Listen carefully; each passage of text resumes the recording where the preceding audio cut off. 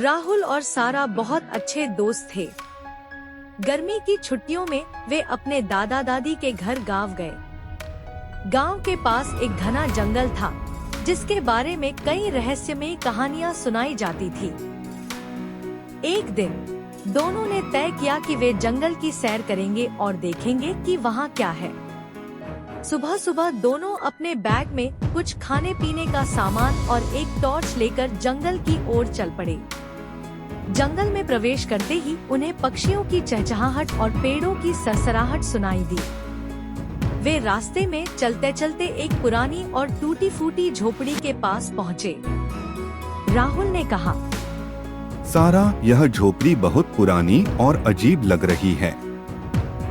चलो इसे देखते हैं। सारा थोड़ी डर गई, लेकिन उसने राहुल का साथ दिया। दोनों धीरे धीरे झोपड़ी की ओर बढ़े और दरवाजा खोला। अंदर अंधेरा था, लेकिन उनकी टॉर्च की रोशनी में उन्हें एक पुराना बक्सा दिखाई दिया। बक्से पर एक ताला लगा हुआ था, लेकिन ताला बहुत कमजोर था। राहुल ने पत्थर से ताले को तोड़ दिया। बक्से के अंदर एक पुरानी किताब मिली।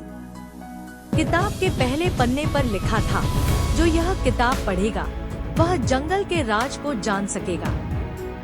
राहुल और सारा ने किताब पढ़नी शुरू की। किताब में लिखा था कि जंगल में एक रहस्यमय पेड़ है जिसके फल खाने से कोई भी इच्छा पूरी हो सकती है, लेकिन उस पेड़ तक पहुंचने के लिए कई कठिनाइयों का सामना करना पड़ता है। दोनों ने फैसला किया कि वे उस पेड़ को ढूंढेंगे।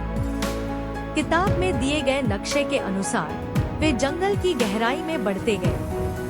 रास्ते में उन्हें एक नदी पार करनी पड़ी और कई कांटेदार झाड़ियों से बचना पड़ा।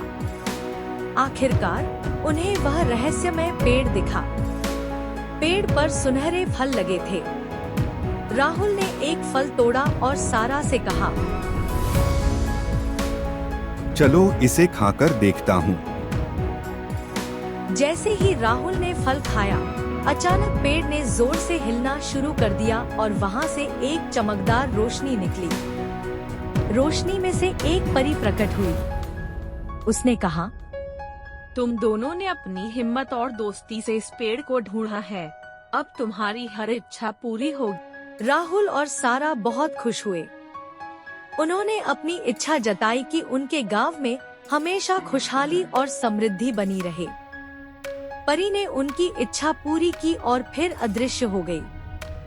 दोनों दोस्तों ने गांव लौटकर सबको अपनी रोमांचक यात्रा और रहस्यमय जंगल के बारे में बताया।